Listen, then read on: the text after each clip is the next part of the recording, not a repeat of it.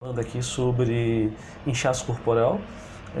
Para quem não assistiu o vídeo anterior, onde eu fiz ali uma breve introdução sobre o inchaço corporal e as principais causas, eu vou deixar aqui no card, aqui em cima, o endereço do vídeo, assim como no final também deste vídeo, eu vou deixar ali no telecard o link para acesso ao vídeo anterior, tá? Nesse mesmo vídeo, né, anterior, eu falei ali do processo de diurese, né, como uma das estratégias para se combater o processo de inchaço corporal.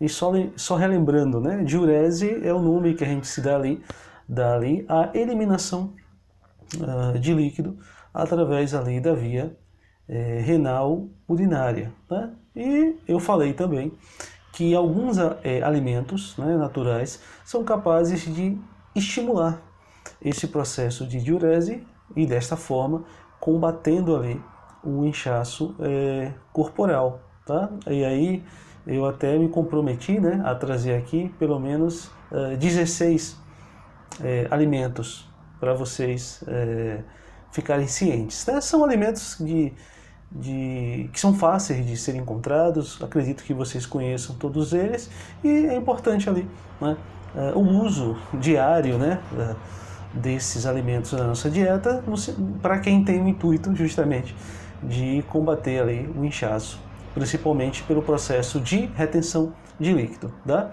No vídeo anterior até expliquei a questão da inflamação, de distúrbios vasculares, mas hoje aqui, como estamos falando de alimentos de potencial diuréticos, então estamos dando ênfase à questão da retenção.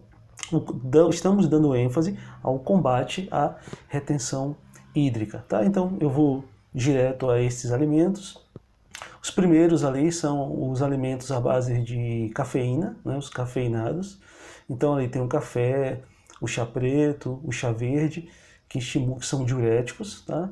Tem também alguns chás, como o hibisco, né,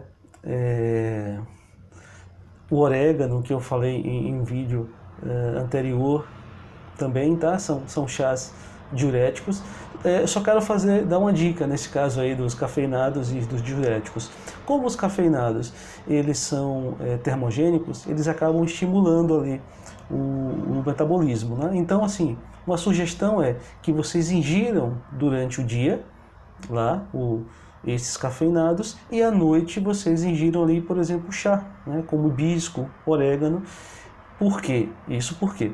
Pelo fato de que as pessoas que têm tendência à insônia, né, tendência à pressão alta, se fizerem uso ali do chá verde, do chá preto, do café à noite, podem ter ali uma dificuldade para dormir, tá? Então, uma sugestão é essa, que vocês usem os chás sem cafeína à noite e durante o dia vocês usam ali o produto cafeinado, tá? Claro, de maneira moderada. Temos também os alimentos ricos em água, né? São importantes ali para ajudar o nosso corpo a combater o inchaço. Então temos ali a melancia, o melão, né? Alguns alimentos ácidos como o abacaxi e o limão também ajudam. Tá? A água de coco, e olha, a água de coco é interessante porque além de ter, né, ser uma fonte hídrica, mas a grande contribuição dela é o fato da água de coco ser rica em potássio.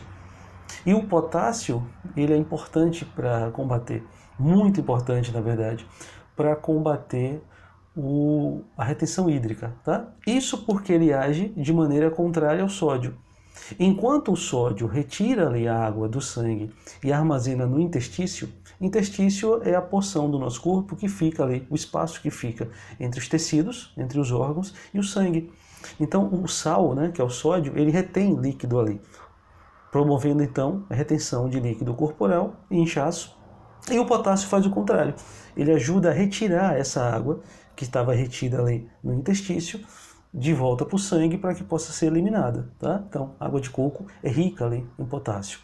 Tanto que se você pegar, né, for olhar na internet, ou até mesmo pegar um rótulo da água de coco ali já no copo, vocês vão ver que a quantidade ali de potássio é quase 10 vezes maior do que a quantidade de sódio, né? Então, se você tiver ali, naquele 1 litro de água de coco, 30 miligramas de sódio, você vai ter ali para quase 300 miligramas de potássio, tá bom? Temos também ali a pera, a beterraba, o pepino, tá? Aí vem a cenoura, a banana. A banana é outra fonte de potássio importante, tá? Temos também a uva, o aspargo, tá? Para quem não conhece, mas ajuda também a desinchar, a abóbora e os vegetais verdes escuros, como o couve, como a rúcula, também fecham aí esse grupo de 16 alimentos que eu prometi, né, se trazer aqui para vocês. Tá?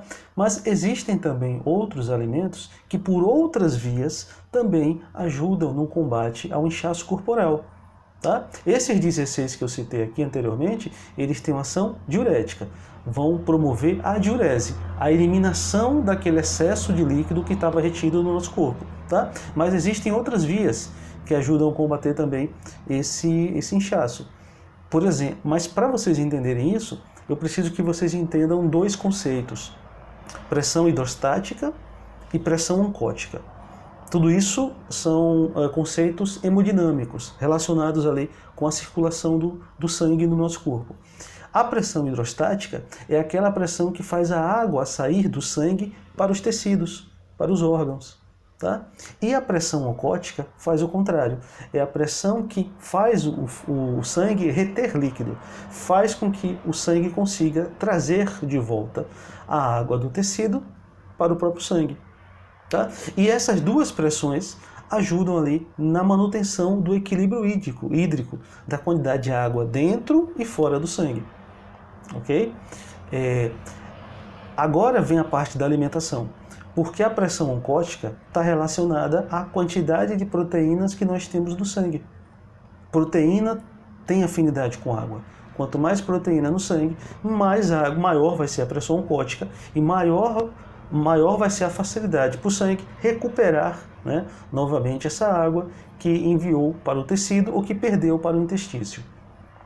Como as proteínas são constituídas de aminoácidos, as pessoas que têm uma alimentação muito deficiente em proteínas, tá, pode correr o risco de não ter aminoácido suficiente para formar essas proteínas no sangue.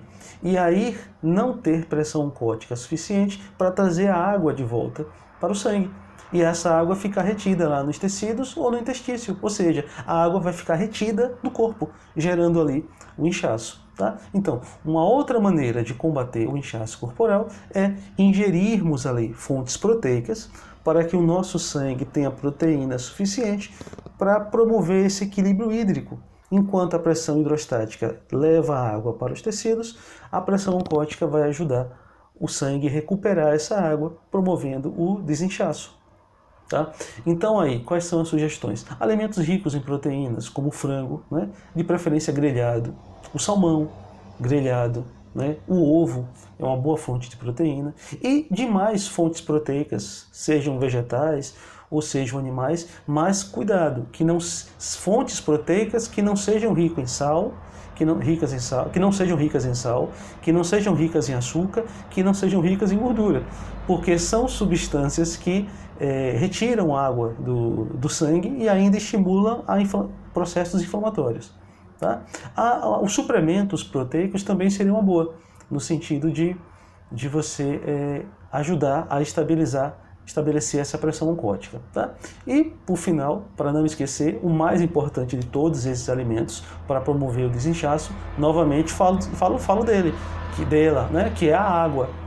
Tá? De todas essas, a água ainda é a principal maneira de você promover o desinchaço. Né? Você fornece ao corpo o elemento principal e, em troca disso, o seu corpo responde, né, não retendo a água, uma vez que você já vai estar hidratado. Tá? Então é isso. Obrigado pela presença. Continuem aqui assistindo ao canal, porque eu sempre vou estar trazendo assuntos que, de alguma maneira, podem melhorar a sua qualidade de vida. Tá? Então, até mais.